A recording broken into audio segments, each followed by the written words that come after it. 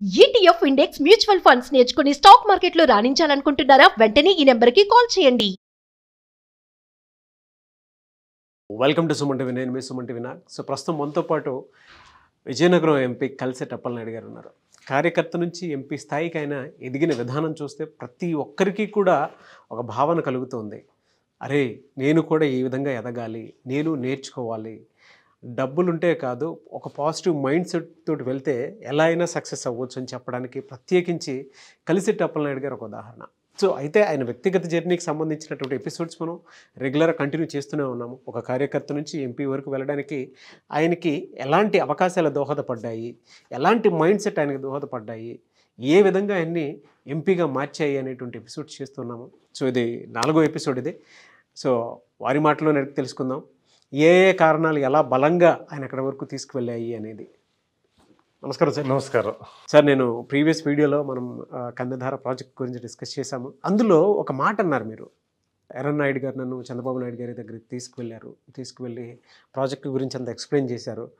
ఎవరైనా అంటే వేరే నాయకులు ఉంటే వాళ్ళ పేరు పెట్టుకొని ఇదంతా నేనే నడిపించాను, నేనే చేశానని చెప్పేవాళ్ళు. బట్ ఎర్రన్నాయుడు గారు మాత్రం చాలా నిజాయితీగా నేను చేసిన పని చంద్రబాబు నాయుడు గారికి చెప్పి మరీ అక్కడ నేను ఏదైతే ఫైట్ చేస్తున్నాను, ఉద్యమం చేస్తున్నాను, ఉద్యమానికి సంబంధించినటువంటి వాటిల్లో చంద్రబాబు నాయుడు గారు అడ్వకేట్కి ఇవ్వడానికి ఖర్చులకు డబ్బులు ఉంటాయి, 50,000 తీసుకో అని చెప్పారు. అంటే అక్కడ వరకు వెళ్ళింది నా వర్క్. కారణం ఆ రోజుకి ఎర్రన్నాయుడు గారు అని చెప్పేసి అన్నారు. నేను ఒక చోటు చూశాను, ఎర్రన్నాయుడు గారి కార్ యాక్సిడెంట్, ఆ యాక్సిడెంట్లో మీరు ఉన్నారు అనేటువంటిది. ఏం జరిగింది అసలు? యాక్చువల్గా ఎర్రనాయుడు గారితో ఉన్న అనుబంధం ఎంతవరకు వెళ్ళిందంటే చివరి గడియల వరకు నడిపించిందండి నన్ను. బహుశా అది ప్రేమతో స్టార్ట్ అయ్యింది. అదే ప్రేమ లాస్ట్కి ప్రేమని ఒక దుకాణం కూడా తీసుకెళ్లే సందర్భం బహుశా నాకే ఉందేమో అనిపించింది అన్ని జర్నీలో. ఆ రోజు విశాఖపట్నం మ్యారేజ్, ఒక సూనాన్ రెడ్డి గారని మా కంటెస్ట్ చేశారు టీడీపీ నుంచి, వారు తమ్ముడు కూతురు మ్యారేజ్కి వెళ్ళాం. ఆ మ్యారేజ్ షెడ్యూల్ కూడా యాక్చువల్గా నాకు లేదు, వారికే ఉంది. సో శ్రీకాకుళంలో బయలుదేరారు. సడన్గా నేను రణస్థలంలో ఉన్నాను. సడన్గా ఫోన్ చేసి, మాకు రోడ్డుకి జస్ట్ ఒక 100 మీటర్స్ కూడా కాదు, తక్కువ. ఇంకా వెంటనే ఫోన్ చేసి మిత్రుడు ఫోన్ చేశాడు, సార్ వచ్చి రోడ్డు మీద ఉన్నారు, మీకోసం వెయిటింగ్ అని. రాత్రి 10 అయింది. అదేంటి ముందు షెడ్యూల్ చెప్పలేదు నాకు. ఎట్లా అంటే, లేదు సారు ఇట్లా మ్యారేజ్కి వెళ్తున్నారు, మిమ్మల్ని కూడా రమ్మన్నారంటే. సరే అని చెప్పేసి ఇమ్మీడియట్గా మా మిస్సెస్ చెప్పారు, డ్రెస్ ఇచ్చి టక్ బయలుదేరి వెళ్ళాం. జైలో వెహికల్ అసలు యాక్చువల్గా అంత విఐపి ఆ వెహికల్లో జర్నీ చేయకూడదు. తను ఏంటంటే ఆయన బుల్లెట్ ప్రూఫ్ కారు ఇచ్చారు, ఎస్కార్ట్ ఉంది. రోజంతా తిరిగాం కనుక వాళ్ళు రెస్ట్ ఇద్దాం, మళ్ళీ మార్నింగ్ కూడా బై 6కి స్టార్ట్ అవుతాం, ఇబ్బంది అవుతుందని చెప్పేసి వాళ్ళందరికీ స్టాఫ్కి బయటకు పంపించేసి ఉండమని చెప్పేసి ఒక లీడరు కారులో జర్నీ చేయడానికి ఆ లీడర్ కారులో మూవ్ అయ్యాం. ఈ క్రమంలో ఏం జరిగిందంటే, బయలుదేరిన తర్వాత ఆ లీడర్స్ కూడా మా కాన్స్టిట్యున్సీ వాళ్ళు కొంతమంది ఉన్నారు, మిగతా వాళ్ళు కూడా ఉన్నారు. ఆ జర్నీలో విశాఖపట్నం అంటే మాకు 70 కిలోమీటర్లు, అంటే 1 అవర్ 1.5 అవర్ అవుతుంది. ఆ జర్నీలో ఆయన మాటల్లో చాలా స్పష్టంగా చెప్పిన విషయం ఏంటంటే, మనం లేనప్పుడు కూడా మన ప్రస్తావన డిస్కషన్ జరగాలి, సొసైటీని రెస్పెక్ట్ చేయాలి, నమ్ముకున్న వాళ్ళని ఏ రోజు మోసం చేయకూడదు. అట్లాగా ఒక వ్యక్తి తెలుసుకోవడానికి సంబంధించిన లీడర్షిప్ యాక్టివిటీస్ కానీ ఆలోచనలు కానీ ఆయన మాట్లాడుతూనే ఉన్నాడు. చివరికి అదే ఆఖరి మాటలు అవుతాయని కూడా ఎక్స్పెక్ట్ చేయం. సో ఐదు సందర్భంలో మ్యారేజ్కి వెళ్ళాం. ఆయన అందరితో కలిసి ఉండడం ఇష్టం. ఎట్లా అంటే యాక్చువల్గా 12:30 అయింది, వెళ్ళాం. మ్యారేజ్లో ఒక 1.5 అవర్ దాదాపు స్పెండ్ చేశారు. అక్కడ ఉన్న పబ్లిక్ అందరూ కూడా వచ్చి కలిశారు. ఆయన ఫుడ్ చేశాడు, ఆయన ఎవరు కూడా హట్ చేయడు. ఉదయం 6 గంటల ఫుడ్ పెట్టిన తింటారు, రాత్రి 1 గంట ఫుడ్ పెట్టి తింటాడు. ఆయన కార్యకర్త ఏం పెట్టడం కూడా చూడడు. జనరల్గా ఒక ఫంక్షన్కి వెళ్ళేటప్పుడు చారన్నం పెట్టినా సరే చాలా బాగుంది అనేవాడు ఆయన. కానీ ఏంటి చారన్నం పెట్టాడు ఆయన కామెంట్ కానీ ఆ ఫీలింగ్స్ కానీ బయటికి కానీ లోనకు కూడా ఆయనకు ఉండేది కాదు. ఎన్ని ఇయర్స్ జర్నీ చేశారు సార్ మీరు ఆయనతో? నేను దాదాపు ఒక 15 ఇయర్స్ నుంచి చేశా. బాగా చేశా. నేను రాజకీయాల్లో రాకముందు కూడా తనతో జర్నీ చేశాను. నేను అతి కీలకమైన చేశాను, కీలకమైన నేత. సో ఎస్, ఆ సందర్భంలో అక్కడ ఫుడ్ తిన్నారు. మేము బయలుదేరాం 12:30, కానీ రాత్రి 1 గంట అవుతుంది బహుశా. బయలుదేరి వచ్చుతున్నప్పుడు రణస్థలంలో నేనుంటున్న నివాసానికి జస్ట్ ఒక 2 మినిట్స్లో నేను దిగుతా ఇంకా మా ఇంటి దగ్గర. యాక్సిడెంట్ అయింది. యాక్సిడెంట్ కూడా పెద్ద యాక్సిడెంట్ కూడా కాదు, అది జస్ట్ ఒక వెహికల్ టర్న్ చేయబడి వాడు లారీ, ఈ మా డ్రైవర్ ఏం చేశాడంటే లెఫ్ట్కి వెళ్ళొచ్చు, చాలా ప్లేస్ ఉంది, కానీ తను భయపడిపోయి జస్ట్ మూవ్ అయ్యింది. ఆయనకి ఈ ఫుడ్ తినడం వల్ల యాక్సిడెంట్ అయ్యి లెన్స్లోకి వెళ్ళిపోయింది ఆ ఫుడ్, ఆర్ట్లో ఇబ్బంది అయింది. అప్పుడు మీరు కార్లోనే ఉన్నాను, నాకు చేయి ప్యాచర్ అయింది. నాకు చూస్తున్నాను, యాక్చువల్గా నేను లేసే ఉన్నాను, దిగుతున్నాను కనుక యాక్సిడెంట్ అవుతుందని కళ్ళెదురు చూసా, జస్ట్ సార్కి హెడ్కి ఏమైనా తగ్గుతుంది అని చెప్పి ఇట్లా అన్నా. నేను వెనక సీట్లో కూర్చున్నా, ఇట్లా అనేటప్పుడు నా చేయి ప్యాచర్ అయింది. ఆ సమయంలో సారు చూశారు, తీసిన తర్వాత చూస్తూ కళ్ళు మూసాడండి ఆయన, నన్ను చూస్తూ కళ్ళు మూసాడు. ఏమి కాలేదు. నేనేమనుకున్నానంటే యాక్చువల్గా ఆయనకి ఏం కాలేదు, మాకు అందరికి ప్యాచెస్ ఏం బయటకు పడలే, ఏం కాలేదు, ఎవరికి లేదు. ఓకే, చేయి ప్యాచర్ అయింది, ఒక ఆయన కాల్ ప్యాచర్ అయింది, ఓకే ఇనఫ్ అయిపోయింది, ప్రశాంతంగా ఆయన ఉన్నాడు. అంబులెన్స్ వచ్చింది, తీసుకెళ్లారు హాస్పిటల్కి.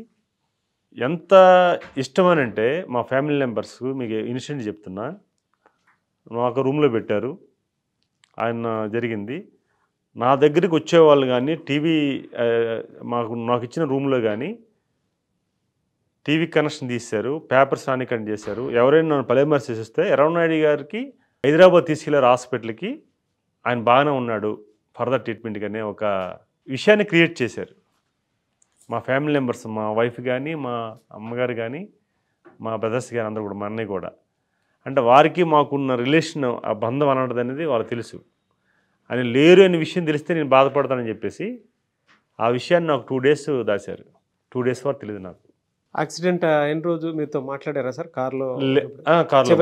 మాట్లాడారు. ఏం చెప్పారు? మాట్లాడారు. ఇటు వెళ్ళేటప్పుడు కూడా చెప్పారు, కలిసిట్టు ఒకసారి చట్టసభలోకి వెళ్ళాలమ్మా, ప్రేమగా కలిసిట్టు అనేవారు. అప్పలనాయుడు కానీ నాయుడు అని అనేవాడు కాదు, మన కలిసిట్టు అనేవారు. నాతో మాట్లాడినా ఆయన ఫోన్ నెంబర్లో కూడా నాకు కలిసిట్టు అని ఫీడ్ అయి ఉంటుంది. ఒకసారి అందరితో చెప్పాడు అనమాట, అక్కడ మా మిత్రులతో, ఆ కార్లు ఉన్నవాళ్ళు, ఒక్కసారి కలిసిట్టు చట్టసభలోకి వెళ్తే ఆ ప్రజలు చాలా మంచి జరుగుతుంది వాళ్ళ ప్రజలకి అని చెప్పి అనేవాడు ఆయన. నేను లేనప్పుడు కానీ ఉన్నప్పుడు కానీ అదే మాట ఆయన.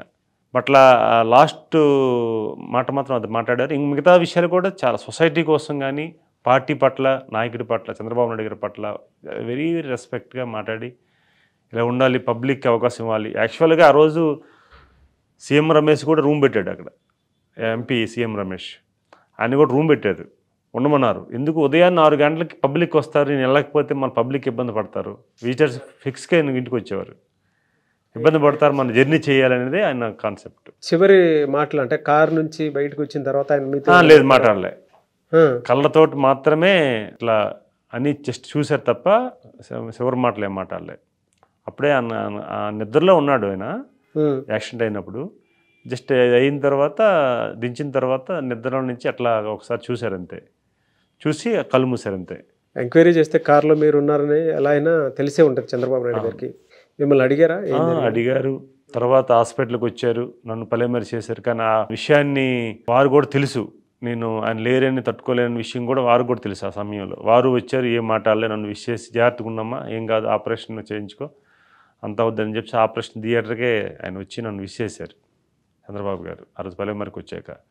సో నాకు ఒక 3 days అయిపోయిన తర్వాత ఇప్పుడు నా అల్లుడు, ఎర్రనాయుడు గారు అల్లుడు ఉన్నారు, వాసు అని, ఇప్పుడు ప్రజెంట్ కాకినాడ ఆయన రాజమండ్రి ఎమ్మెల్యే ప్రజెంట్, ఆయన ఇంకొక వాళ్ళ తమ్ముడు సురేష్, ఆ తమ్ముడు వాళ్ళ అబ్బాయి, ఎర్రనాయుడు గారి తమ్ముడు వాళ్ళ అబ్బాయి సురేష్, ఇద్దరు వచ్చి నన్ను దగ్గర తీసుకొని వాదార్చారు. ఫస్ట్ టైం తెలిసింది ఎర్రనాయుడు గారు లేరని 3 days పోయాక.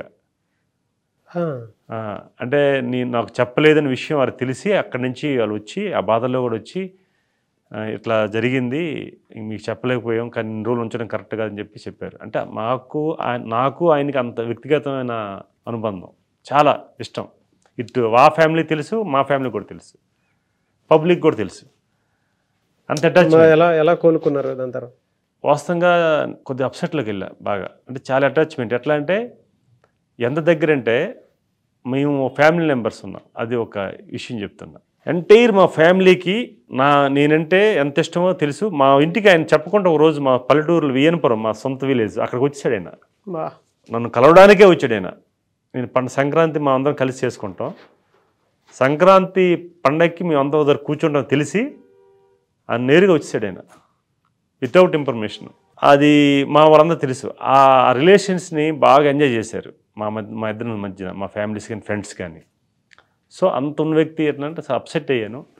అయితే ఆయన ఇప్పుడు కూడా చెప్పిన మాటల్లో నాకు చివరిగా చెప్పిన మాటలు ఒకటి ఏంటంటే, ఎస్ మనము దేనిని ఆపలేము, మన ప్రయత్నం మాత్రం ఆపకూడదు, ఖచ్చితంగా ముందుకెళ్ళాలి అనేది ఆయన బాగా ఇన్వాల్వ్ అయి చెప్పారు. దానిని అధిగమించాను. అదే సమయంలో సో ఆయన ఆలోచనల్ని, ఆయన ఆశయాల్ని అట్లీస్ట్ మనం మళ్ళీ ముందుకు తీసుకెళ్ళాలంటే మనలాగా చాలామంది ఆయనకి క్లోజ్గా ఉన్నారు, చాలామంది దేశంలో చాలామంది ఫ్రెండ్స్ ఉన్నారు, చాలామంది అనుచరులు ఉన్నారు. కానీ మనతో ఎందుకు అట్లా షేర్ చేసుకున్నారంటే ఏదో ఉంది, బట్ మన ద్వారా ఆయన ఆలోచనలు ఎక్కడో షేర్ చేయాలి అని మళ్ళీ నేను ధైర్యం తెచ్చుకొని మళ్ళీ మూవ్ అయ్యి ఆ క్షణం అనుకున్నా.